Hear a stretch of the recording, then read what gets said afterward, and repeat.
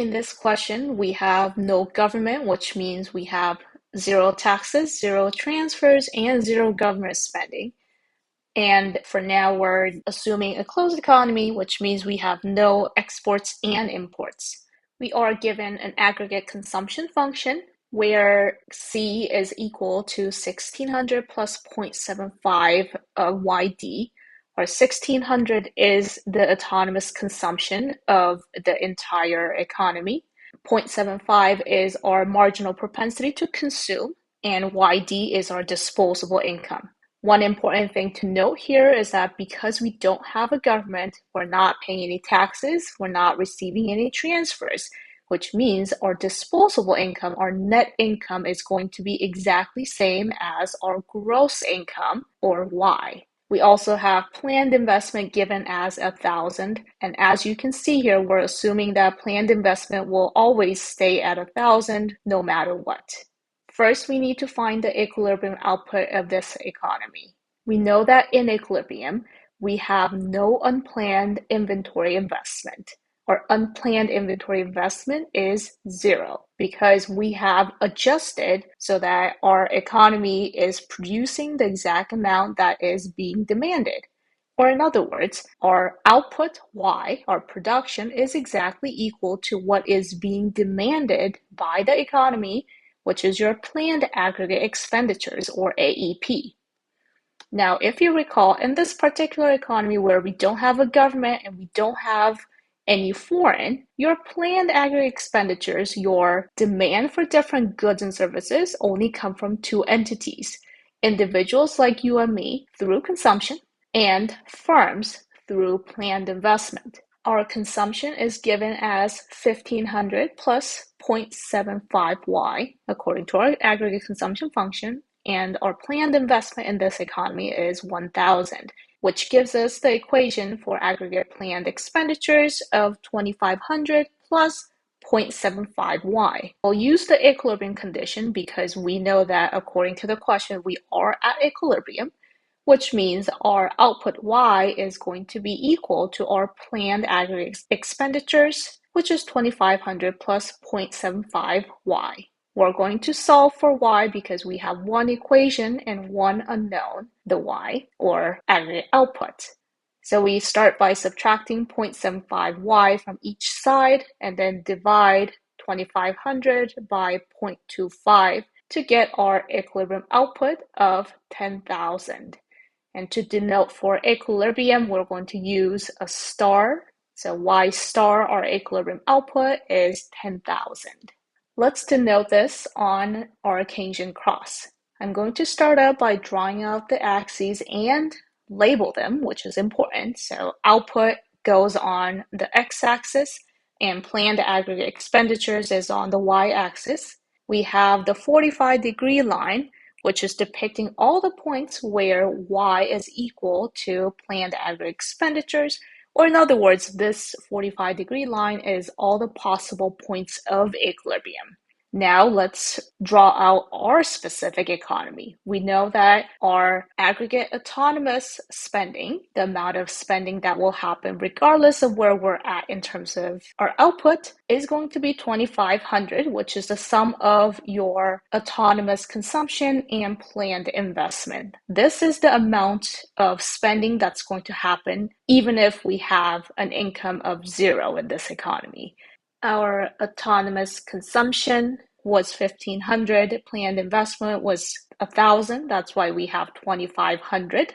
So we start from 2,500, and then as our income rises, our planned aggregate expenditures is also going to rise because people consume more as their income rises.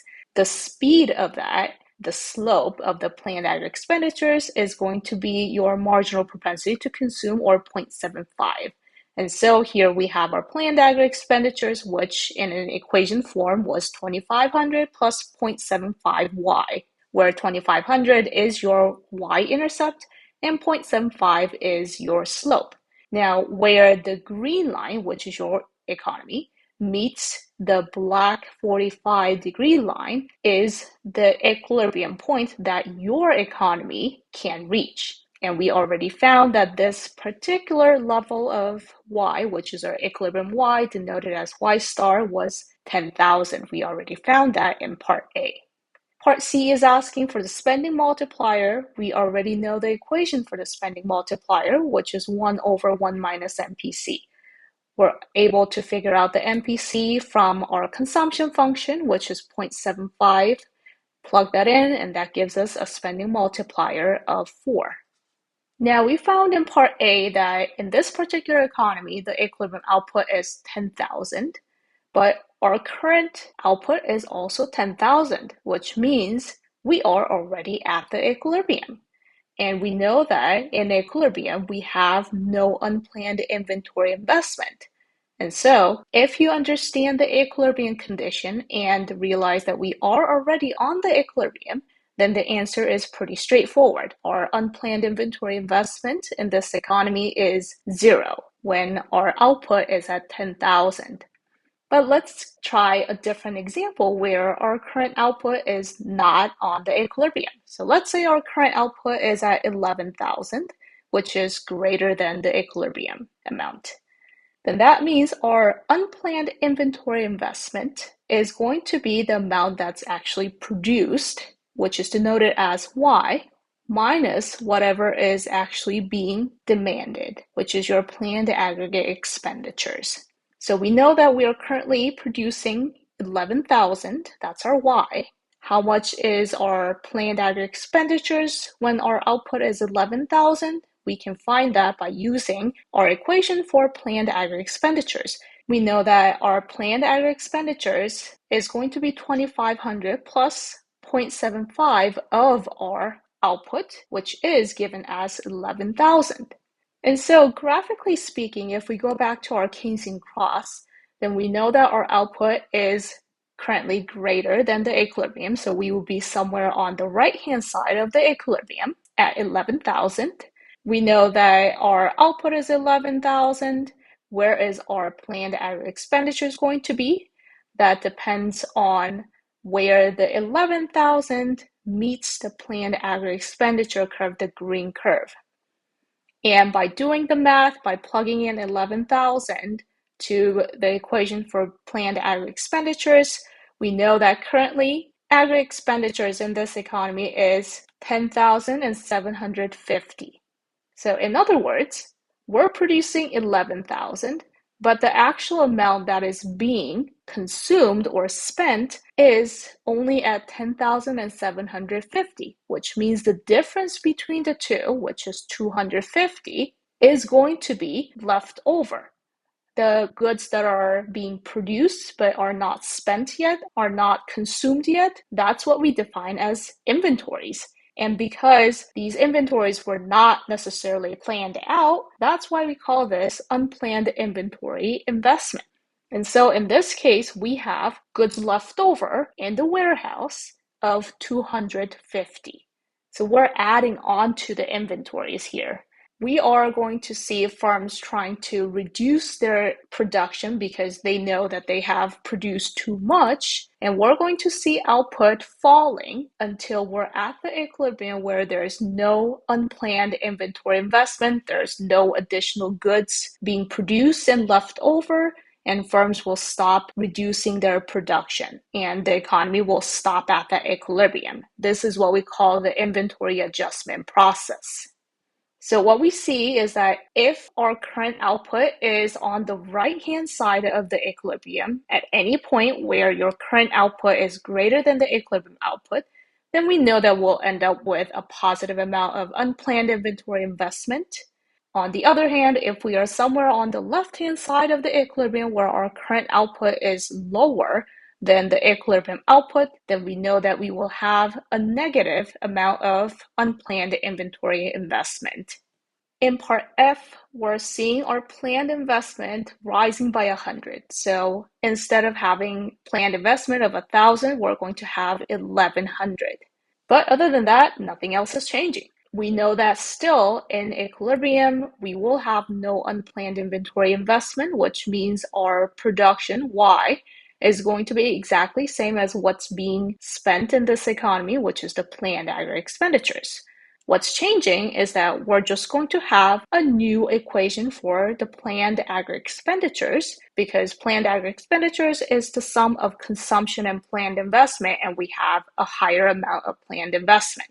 So on top of our consumption of 1500 plus 0.75y, we have an additional demand coming from firms through planned investment of 1100, which gives us a planned aggregate expenditure of 2600 plus 0.75y. Graphically speaking, our autonomous spending, our aggregate autonomous spending, is going to rise from 2,500 to 2,600 because our planned investment rose by 100. So now, even if our economy's income and production is zero, our economy will still demand and consume goods and services worth 2,600. But we also know that still, as our income rises, people will increase their consumption, which also increases the planned aggregate expenditures. And since our marginal propensity to consume is still the same, the slope of the new planned aggregate expenditure curve, the blue line, will be still the same. So in essence, we're seeing a parallel shift upward of the planned aggregate expenditure curve. And just by looking at it graphically, we know that our equilibrium output is probably going to be higher than 10,000. And we can actually find the exact number for this by, again, using our equilibrium condition. We know that in equilibrium, your output Y is going to be equal to your planned aggregate expenditures, except that now our planned aggregate expenditures is 2,600 plus 0.75Y. Again, we'll solve for our y by first subtracting 0.75y from both sides and by dividing 2600 by 0.25, which gives us 10,400. This is our new equilibrium output. So in other words, our equilibrium output has risen by 400. Well, what if you want to use the multiplier to find the change in your equilibrium output? Well, we can do that as well. We know that the change in your output is going to start by that initial change in your autonomous aggregate spending. And that's going to be multiplied according to the multiplier, because one person's spending is another person's income, and that process is going to continue on and on and on. We know that the equation for the multiplier is 1 over 1 minus MPC. Our change in the autonomous aggregate spending came from our planned investment rising by 100. That was our initial change, and that is going to go through a multiplier process. It's going to be multiplied by the multiplier, which is something that we already found in part C, where 1 over 1 minus MPC in this economy is 4. The initial $100 increase is going to be multiplied by 4, which means our output in total is going to rise by 400, which is exactly same as what we found earlier by using the equilibrium condition. Graphically speaking, this initial change in the autonomous aggregate spending is shown in the parallel shift of the planned aggregate expenditures, because we went from 2,500 to 2,600 in the sum of our autonomous consumption and planned investment. And the total change in output is shown by the difference between the initial equilibrium output and the new equilibrium output. And the total change in that output is determined by the size of our marginal propensity to consume, because that affects the amount of the multiplier effect in this economy.